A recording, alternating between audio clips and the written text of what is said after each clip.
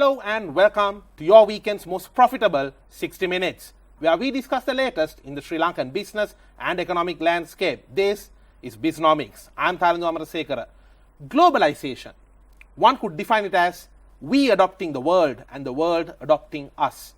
Sri Lankans enjoy a plethora of global brands in their day-to-day economic and lifestyle choices. On the other hand, Sri Lankan tea, cinnamon, is in fact worldwide quite famous and much sought after. If you take the biggest automobile market in the world, China, but if you take the top 10 automobile brands in many of the recent years, you would notice that none of their top selling automobile brands are in fact made in China. Quite a paradox, isn't it? Now, this exactly is what we are going to talk about today. The global economy, said to be worth somewhere around $130 to $140 trillion. Where is Sri Lanka in this global economy? And most importantly, how has the global economy been reshaped mainly due to the pandemic and some of the other regional and global economic as well as political forces? This and more will be our focus today on Bisnomics. And joining me for this discussion is the Chief Economist of the Ceylon Chamber of Commerce, Shiran Fernando. Shiran, pleasure to have you on the show. Welcome to Bisnomics. Thanks, Fernando. Thank you for having me and look forward to this discussion today. Absolutely. Shiran, let's talk about the obvious question here. COVID-19. It has reshaped the global economy like no other force has in the recent memory of living people. My question to you, how has the fundamentals of the global economy been reshaped due to COVID-19, and especially how has the economics in our key export markets? Let's not forget, we are an economy which really depends on our exports, but if you look at our key export markets, Europe, America, how has the economic situation in those countries been reshaped due to COVID-19? Let's start with that. Sure. So if you look at the pandemic, I just want to take a back seat from that to where the economy or global economy was there before that in 2019 and before that. So for 10 years post the global financial crisis in 2008 and 9, global central banks are really trying to get their global economy back on track, they kept interest rates quite low, trying to really stimulate the economies. We saw a lot of money printing by the US Federal Reserve, the European Central Bank, and there was this 5-10 years of trying to get back these growth numbers back, get jobs created as well. And correct me if I'm wrong, but Europe was also in quite a turmoil with the Brexit, and there was a deal or no deal talks going back and forth. It was really a very much of a time where uncertainty was ruling. Plus you had Greece, Portugal, so many of the other countries also destabilizing the situation. So what I'm trying to say is not go too back, but 2017-18 we were seeing things at least getting back to some level of stability in terms of growth and things like that. And we were exiting some of these low interest rate levels. So the Federal Reserve was increasing interest rates. ECB and others were looking also to increase interest rates because things were picking up. So just as the global economy was picking up, growth numbers were looking positive. The pandemic also hit. Prior to the pandemic also there was a lot of turbulence in global trade, I think, which we will get to as well, with the US-China trade war, things like that really spiraling out, Brexit as you mentioned. So all those factors sort of took a back seat, and then we saw the pandemic really impacting. I think what the pandemic highlighted was the fact that each economy is fragile. Even if you're was number one GDP economy, or you have the largest manufacturing base, to if you're a small an island nation that's really depending on tourism or depending on a few things, everyone was kind of impacted. And that's going back to your intro segment, that's kind of the whole part of globalization, everything having an interaction, and I think the pandemic really showed how interconnected things were. So those things put a halt into the process. A lot of economies globally were reevaluating, are we in the right businesses, are we in the right kind of segments in the economy. And all of a sudden healthcare opened up and seemed to be quite a lucrative sector to be in. Yes, so countries which were import dependent suddenly realized, okay, we need to shore up our healthcare industries, and there was a lot of reevaluating that was taking place, while also central banks and other on the fiscal side also they had to come into play. They had to ensure, the economy was still working, people still had jobs. Stimulus packages Announced. A lot of it still ongoing in the U.S. With the new president also to sign a fresh deal, and even across the UK and some of our key export markets also really. The government playing a very active role to ensure that things didn't stop, and I think that sort of was important compared to the global financial crisis where it was kind of a financial shock. Here it's more of a kind of almost a one-off hit, and then you try to like bounce off. So even if you look at how the IMF, World Bank were initially looking at growth and things like that, they were looking in a very pessimistic view.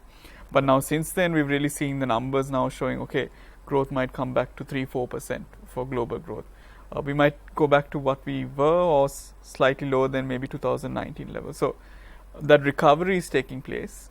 A lot of it really hinges on the rollout of the vaccine, the efficacy of the vaccine. I know there have been a lot of trials and things like that, but really how it will play out, how it will work with the new variants that are taking place. So and the continual returns of the lockdowns. Yes. Even in Europe, if you take countries like Netherlands, the UK, they seem to be, just when things seem to be getting back on track, there are continual lockdowns coming in, new lockdowns coming in, and this really, I believe, makes the recovery not a very linear one, more of a staggered one. Don't you think so? Yeah, so that makes it also difficult for our exports, for example, because if you look at the apparel side, a lot of it sometimes on the activewear side, so you can't really afford to have lockdown situations as well.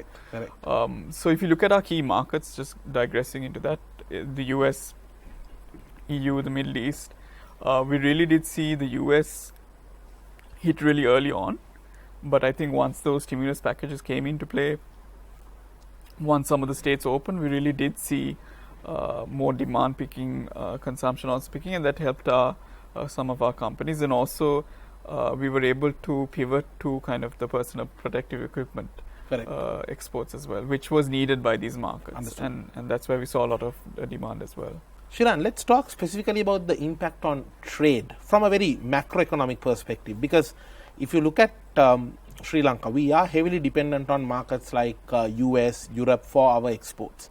Now, we saw due to the COVID-19, as you said, people were staying indoors, but at the same time, we see reports. For example, if you take makeup, one might expect makeup to really have no demand at all in a world where people have to stay indoors. But numbers are showing something else. Even if you take countries like China, one could see where especially the makeup for things like, I would say, skincare items, and then even the makeup which you apply under your eyes, because when you wear the mask, all of a sudden that area below your eye, where usually ladies sometimes might be a little very concerned about dark circles, and even some gents might be worried, okay, how do my under the eye area appear? These kind of cosmetics are doing really well. There's a lot of positive growth reported by so many global cosmetic brands. So it's not all gloom and doom with regard to trade and this situation. From a macroeconomic viewpoint, what is your opinion on this? Yeah, so what a lot of countries did and a lot of companies and brands did was really quickly adopt. And I think one reason probably why cosmeticals still are doing well is because we have got used to these online calls and things like that. You need to look good. Yeah, and more so ever, the camera is focused right now straight on your face compared to, you could get away in a physical meeting sometimes. So maybe, there could be a lot of behavioral changes that took place. And of course, e-commerce also really grew. And a lot of people, both, the market in Sri Lanka as well as overseas, that was the way to sort of get these products ordered. So maybe a lot of these companies really benefited from it. We saw some countries like Malaysia saying about how earlier Malaysians were very comfortable going to their, the market and buying the vegetables from there. But all of a sudden, the farmers were having an excess, and they found out that people were willing to order vegetables online, and immediately, like almost within a week or two, it became like $1 million business. Yeah. So, we saw a lot of these disruptions in models, in the trading models as well. But from a global trade point of view, I think before the pandemic, as well as I mentioned, these because of the geostrategic kind of tensions between US, China, and the trade war, there was already ongoing disruption. And what we also saw was a lot of trade diversion. So a lot of companies who were either manufacturing in China, relocating to other countries. So really, a lot of those were absorbed by countries like Vietnam, which saw a lot of it on the apparel side and some of the, I think, on the electronic side as well. And Vietnam did pretty well in the pandemic as well, and continues to do so. And with kind of the way they've managed the pandemic, and also kind of how they look at business and investors. But even post this, the conversation around really diversifying or reducing your strategic, like location risk factor, has really caused companies and brands to think even more of getting out of maybe having too many eggs in one basket. And this is where the China plus one strategy comes in. We see a lot of global brands actually now looking at not only having China as a source of supply, but also maybe going to Laos or going to Vietnam. Exactly. Even Sri Lanka has an opportunity in this situation. Exactly, because Sri Lanka is placed well to not only cater to a China plus one strategy, but also to an Indian plus one strategy, because we are right at the doorstep of India, and that's also a growing market. And despite the setbacks of COVID, I think there will be a rebound, and the middle income consumer market, that is quite strong and robust as well.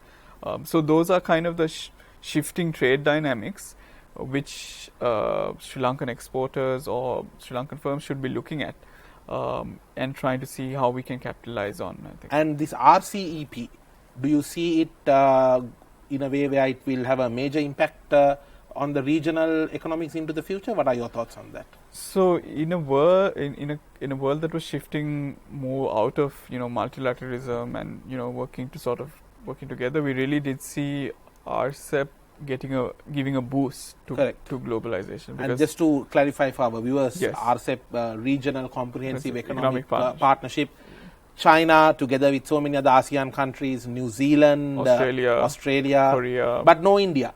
No India at the moment.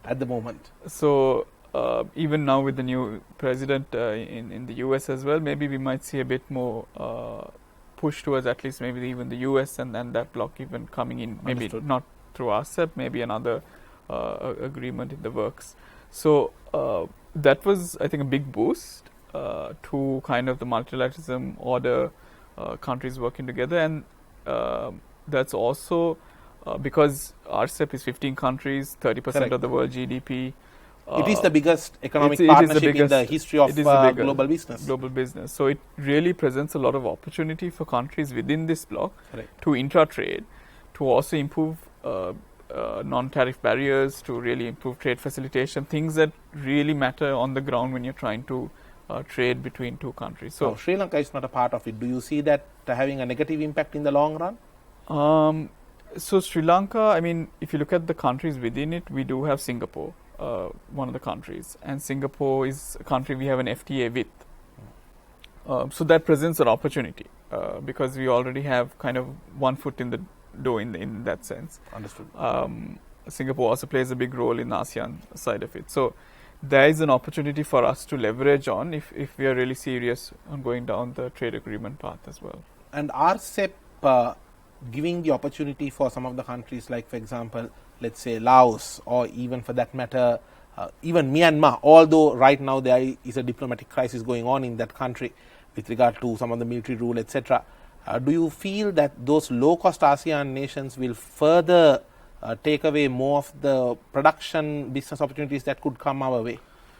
So it depends whether they can cater to it, because I think this is one of the factors. Trade agreements, your tax regime, how business friendly you are, your ease of doing business. Those are kind of the criteria that investors really look when they look at relocation. So this is obviously a take point for them, which they will look at and see, okay, because there are all these rules of origin criteria. You can get, reduction in tariff, import tariff, sourcing can be much easier. So your final good produce could be much less. So that will benefit them, yes, but it also depends on how competitive they are in the other aspects also. Noted.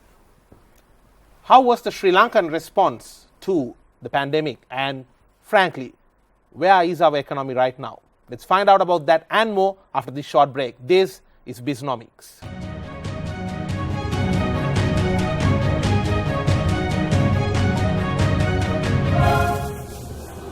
Welcome back to Bisnomics, your weekend's most profitable 60 minutes.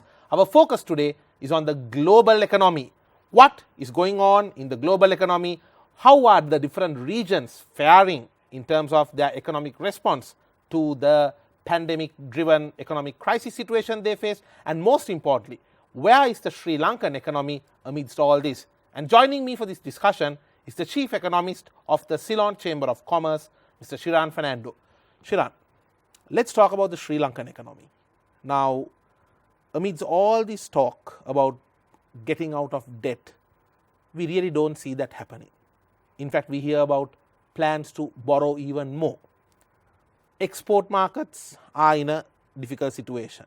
And at the same time, we do have something to be happy about where we have responded well to the pandemic in certain ways.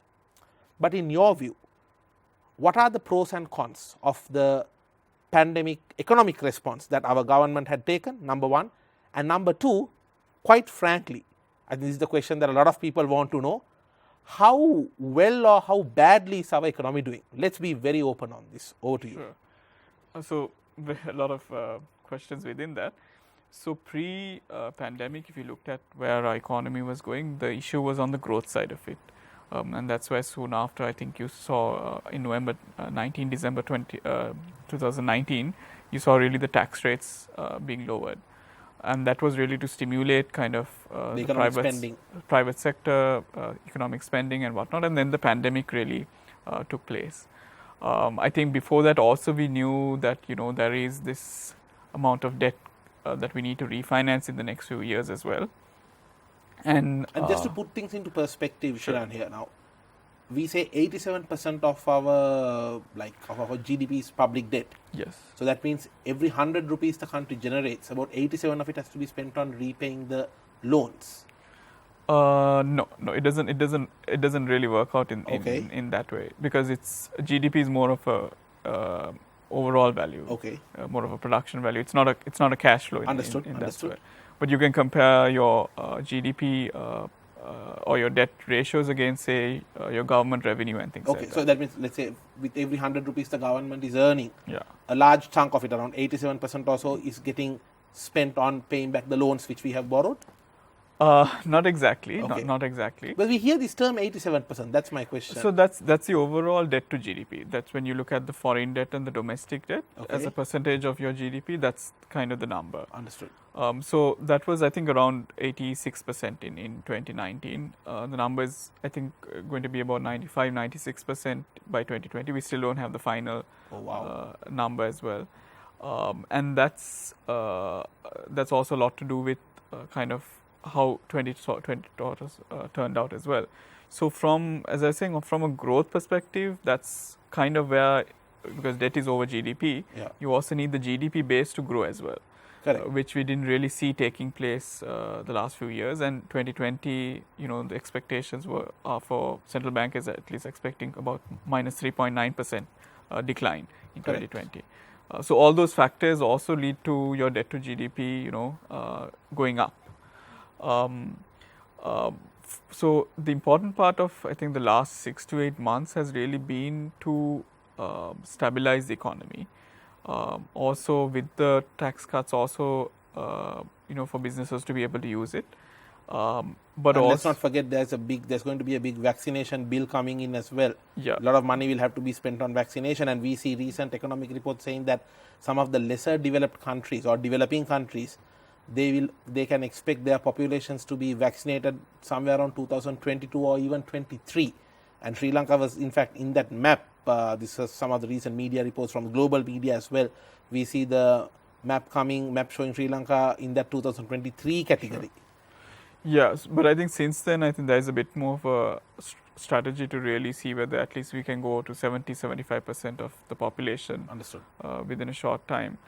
So all that's important because you really need to keep the economy sort of functioning, the exports really taking place. So if you look at exports, for example, initially there was a dip, but now it is sort of got back to almost what it was pre-pandemic.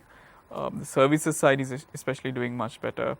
But to contain the whole thing, we've really gone into things like import regulation, gazettes restricting certain import items, just to ensure that we've had enough dollars in the market to really, meet our debt obligations and also to be able to keep our reserves in check. So it was a very trying, I think, year in 2020. But now, really, this year we have to see that V-shaped recovery. From whatever -4 or 5%. You believe in a V-shaped recovery? I think the signs are there. So I think for the benefit of Sure. the viewers, when you say V-shaped, the V, that means we had a big drop, but we also expect like a quick bounce back, like a tennis ball bouncing off the earth. So getting from -3, -4%, which would be what 2020 would be, getting back to 3% in 2021 is sort of almost getting back to where we were pre-pandemic. Understood. But where we really need to aim for is to get it above 4, 5, even 6%, which is what the central bank is targeting in 2021. Do you see the proper policies in place? So a lot of things have to go in our favor. I think our export markets will need to do much better. We will really need to see the consumers also spending a bit more. That depends on consumer sentiment, overall kind of the appetite towards it as well. And also there is a shift towards public spending also in terms of infrastructure spending. The government has this plan, to build 100,000 kilometers of road, things like that, middle income housing. So a lot of this infrastructure spending, because construction is, for example, 7% of GDP. So to really stimulate these sectors in the economy to ensure that growth gets back on track. But I think as most people are looking at the debt side, it is concerning. We have around close to about slightly over 4 billion that we need to refinance. There is 1 billion coming up, sovereign bond coming up for maturity in the early part of July. So we need to develop a credible strategy to be able to tell global investors that this can be refinanced successfully, not only this year, but in the years coming as well. Understood. So I think that's the real challenge right now. And that's something hopefully through maybe swap arrangements Sri Lanka is able to get, maybe through either multilateral loans or something like that, we can be able to bounce back on the debts. Borrowing today to settle loans of yesterday should not be the strategy. If you are borrowing, we need to have a proper plan. This is what we will spend for it. This is how we will spend this loan, and this is how we will grow the economy. Because we see a lot of loans being taken in to cover some of the previous loans, and a little part of it will go for some of the development, which I don't think is a very sustainable financing strategy for a country. Sure. No, that's a great point. So some of our loans, for example, that come in are tied for development projects. So even though it's dollar loans, it's captive for those. It's captive for those, whether it could be infrastructure, roads, whatnot. Some of those come through a lot of the multilateral lenders. On the commercial debt side is where what you are talking about, where those need to be really managed into productive things. So for the retiring debt, either you need to reborrow, or you need to really see FDI getting back on track. So Understood. Our FDI levels have been very low. 2020 was even much worse as expected. But now this year really we have to see that take off in FDI. We need at least 1.5 to 2 billion in FDI. So we rely less on getting more debt as well, and therefore we can ease out our debt stock as well. Shiran, let's talk about two of the key regions in the global economy, Africa and Asia. Now, Asia, at one point seen as the growth darling of the world and was the biggest factory in the world at one point of time, and then was the biggest market for many industries at one time. But then again, World Bank reports dropped the bomb last year saying that the growth would be somewhere around 0%. And we saw many Asian economies actually having a minus growth. But on the other hand, if you take Africa, a region, a continent that is so rich with resources, almost every other day there are oil deposits being discovered, etc. But they have a plethora of short-term and long-term dilemmas. One would even wonder, how can such a economic resource-rich continent not be the best performing region in the world? What is your thought on these two regions, and how are the situations in these two economic regions globally? Yeah. So I think if you look at a lot of countries that have done successfully, lot of them, if you look at those who've even crossed, say, about 100 billion, a lot of them have done it without, having a large population, having resources, and it's been down to really proper economic management. Correct. So I think if you look at African countries, there is a lot of either mismanagement, no long-term strategy in place. So there's also a lot of tribal wars and a lot of Yeah. political instability as well. Yeah, so all those instability doesn't really help investors to really take a more long-term view. But things are changing. I think there are a lot of bright spots within Africa, a lot of the African nations. They also, I think, signed kind of a deal within the African Union as well. So things are looking up, I think, for a lot of the countries as well. And there are a lot of opportunities as well. So countries like Kenya, for example, export tea. They're one of our key competitors. Correct. Giving us a very strong fight. Yes. And today we see countries like Pakistan, in terms of the taste preference, has completely shifted towards the Kenyan tea. Exactly. And you have countries like Ethiopia, which are opening up for apparel. Some of our firms are there as well. Correct. And you also see in the hydropower section and even the overall power sector, a lot of our firms, setting up operations there. So they are seeing opportunity. Correct. Like other global investors. And I think that really will take place. Shifting to what's going on in Asia. So I think the slowdown overall, I think, is largely due to the main two factors, main two countries, China and India. Correct. So I think when these two countries really slow down, They're or like even the growth contract, engines of the exactly. region. When these two sort of turn off or slightly put the pedal, brakes on, yeah. the deceleration onto the pedal, the overall global economy sort of listen, because there's a lot of intra-trade also. It's Correct. a lot of exports of one raw material to another country, so it's all interlinked, and to a certain extent, even countries like Australia and New Zealand are part of that conversation. So what's really important is to see where the next wave of growth is coming for the region. Understood. How China will be able to maintain 6-7% growth. Yes. What trajectory India takes, because they are doing a lot of reform on the trade side, even on the port side, even welcoming foreign businesses in. They're looking at even privatization, things like that, to really drive the next wave of growth. And what will that mean for the consumer as well as the overall region? Let's talk about Brexit. Now, Brexit has taken place. There's a lot of uncertainty in Europe still, because I think now only Europe and even UK is really coming to terms with the reality of the impact of this Brexit. Is it a threat or opportunity to Sri Lanka, or is it a mixed emotion? Yeah, so within all the pandemic, I think this was also another nervy thing till almost, I think, was it Christmas Eve or the day 2 days before that you saw the somewhere around that, yes. UK Prime Minister coming on TV and saying, we've finally reached an agreement, which is supposed to come due the next week. So it was a nervy wait. I think a lot of people were wondering what's going on, and I think people are still discovering what's really in the deal. From a Sri Lankan perspective, I think especially for our exporters, the main thing was, would there be a similar GSP plus arrangement, which we have with the European Union, which gives us a lot of tariff preference compared to other countries. So good thing is that from the 1st of January 2021, for another 3 years, the UK will have a similar scheme to what they had, to what is being offered by the European Union as well.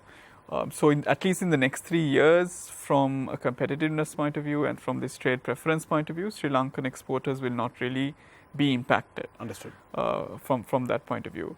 But what UK is doing, and doing very strategically, is signing up free trade agreements with key countries like Vietnam. They're looking for an agreement with India. So we can't be too late to that game also. They are kind of our second biggest export market after the US.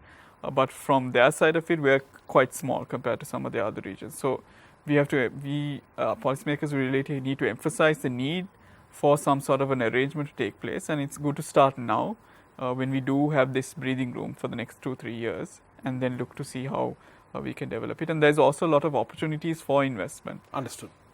With the country being a financial services hub, also on the infrastructure side being very capable as well. There's opportunities to really attract some good investors coming into some of our key projects as well. Some valid points there, Shiran. Is Sri Lanka playing its cards right when attracting investments from some of the global economic giants? Let's talk about that and more on the other side of this short break. This is Bisnomics.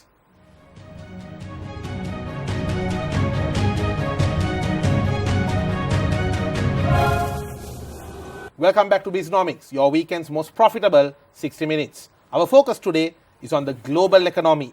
What has been the impact on the global economy from the pandemic, and most importantly, what do Sri Lankan businesses need to know in order to navigate their journey amidst this pandemic-based reshaped global business map? And joining me for this discussion is the Chief Economist of the Ceylon Chamber of Commerce, Mr. Shiran Fernando. Shiran, let's talk about Sri Lanka attracting investments. Let's not beat about the bush here. We all know whenever there is a large-scale investment coming, especially from a party connected with the government sector of a particular country, the political forces will also have an impact. And we saw very recently how there has been so many regional giants, like even in Asia, how they are saying, look, you have given this facility to this country, so you should give us this facility. And are we being a pawn in some global game of economic politics, or do we need to be smarter than this when we are attracting regional investments from other regional economic giants? What are your thoughts? So that's a very, I think, an interesting question as well. From where we're located, I think our strategic location is our greatest play.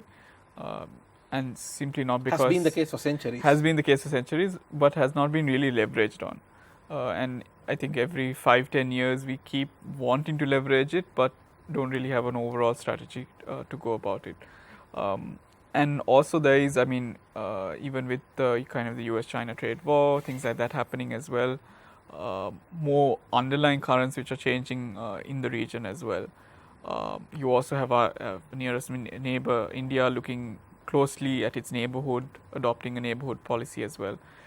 So a lot of different kind of elements really taking place.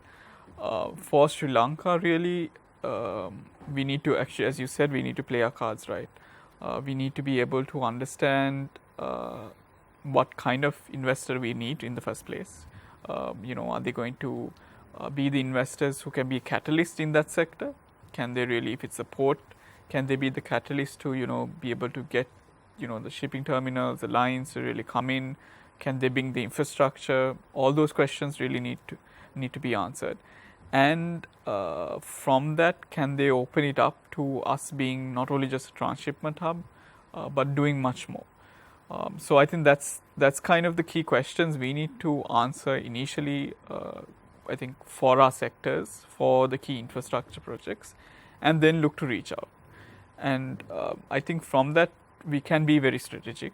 We can not to pit one country against the other, or not to this, because it's very transparent, it's very open.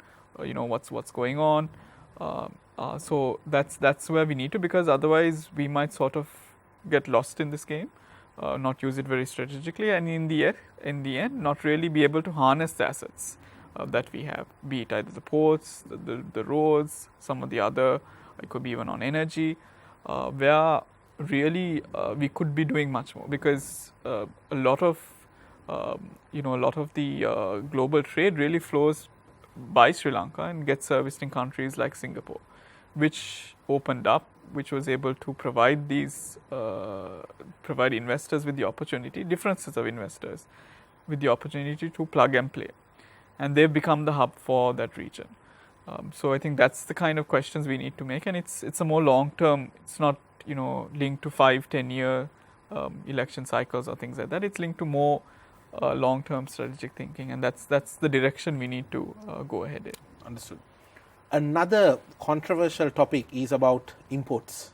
Now, I'll tell you a story, Shiran. I met a cab driver recently while returning home, and he seemed a very good, very service-oriented guy, not the usual cab guy we come across. And I said, you don't look to be a regular cab guy. He said, sir, I used to work for this company or shop that was importing foreign furniture and selling here, but 6 of us, we lost our job.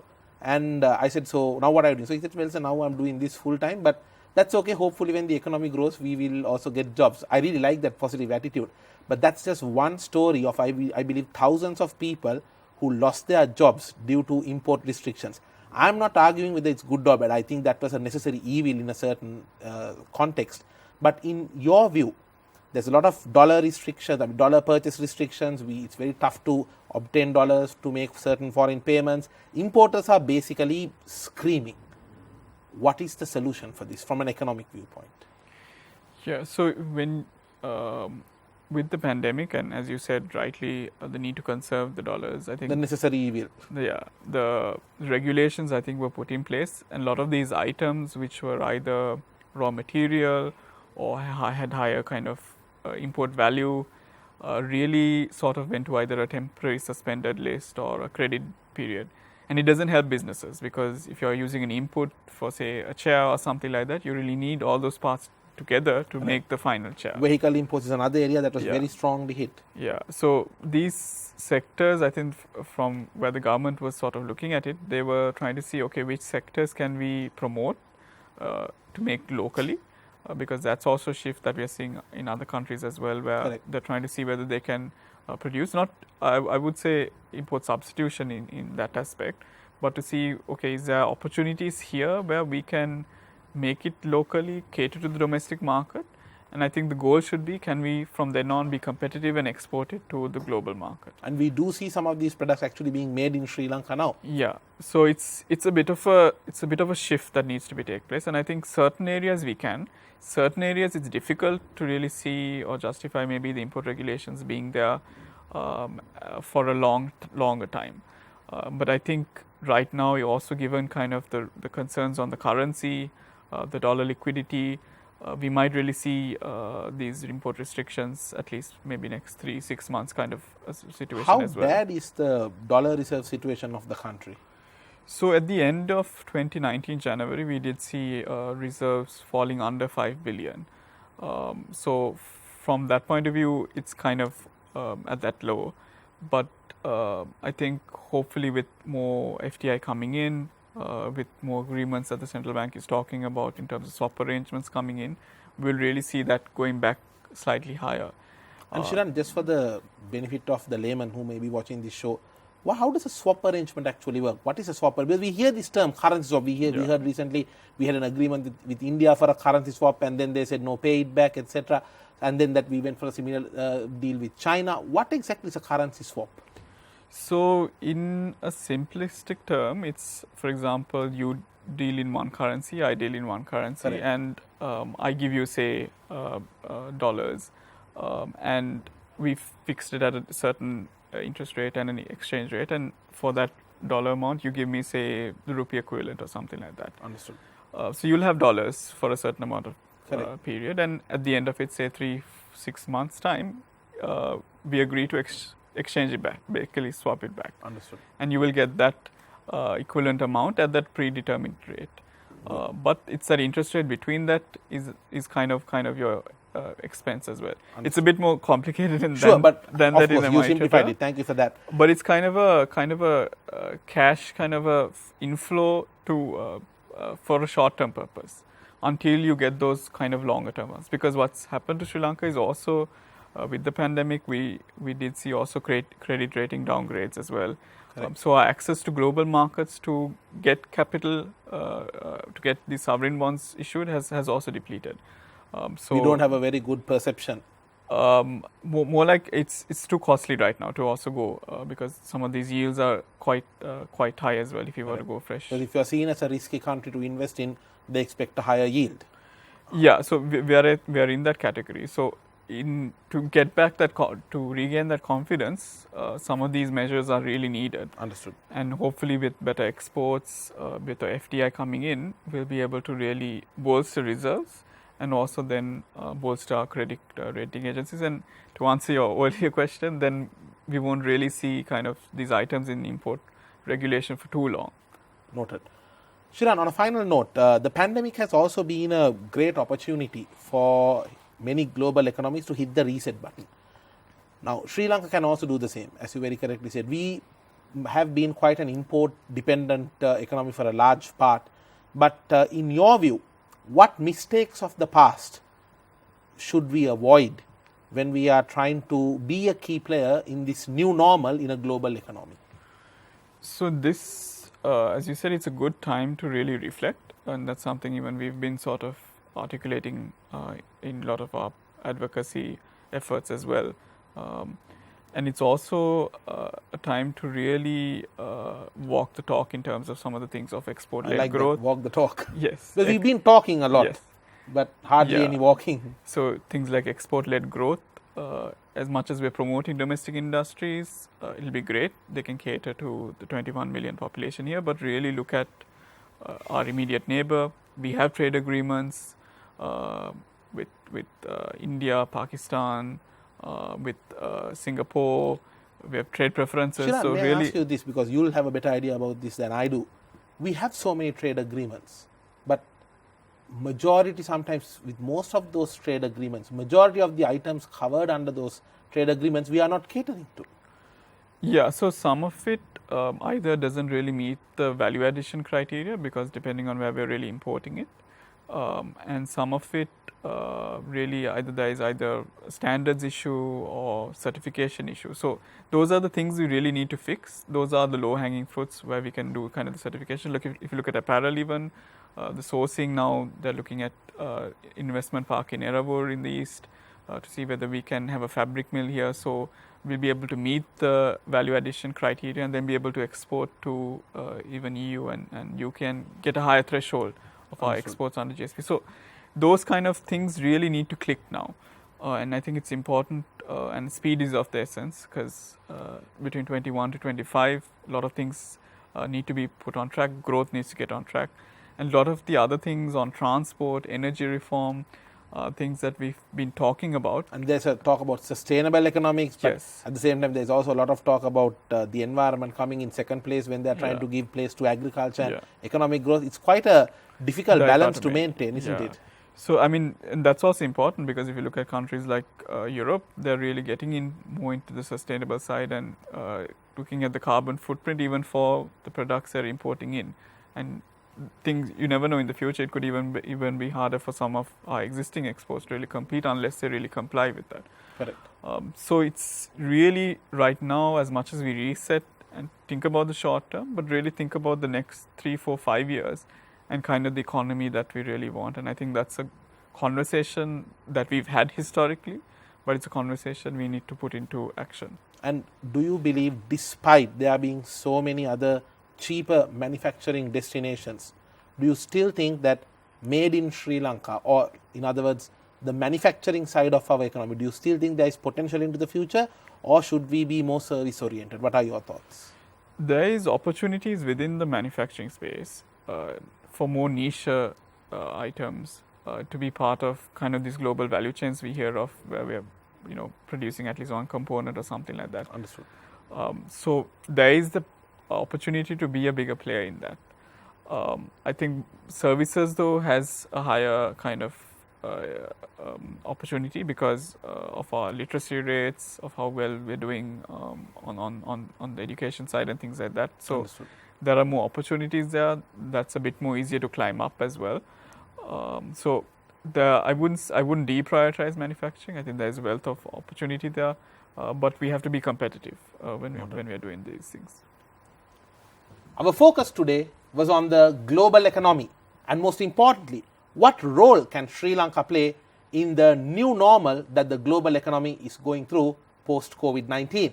What are the opportunities? What are the threats? And most importantly, how are some of the key global economic regions such as Asia, Africa and Europe faring, and what impact will that have on the Sri Lankan economy? I'm quite grateful to the Chief Economist of the Ceylon Chamber of Commerce, Shiran Fernando, for having joined us today. Shiran, it was a pleasure to have you on the show. You are, I would say, a walking encyclopedia on economics because you had so much of knowledge on so many different facets. I'm quite sure that our audience today found it to be quite insightful, and wish you good luck with all the good work you're doing at the Chamber and to your team at the Chamber as well. Thank you, Tharindu. Pleasure to be here, and hopefully we can have another conversation soon. Absolutely, because the topics of economics keeps on evolving all the time, isn't it? Definitely. Thank you very much for being here, Shiran. Definitely. With that, we wrap up today's episode of Bisnomics. This is your weekend's most profitable 60 minutes. I will see you with the next episode.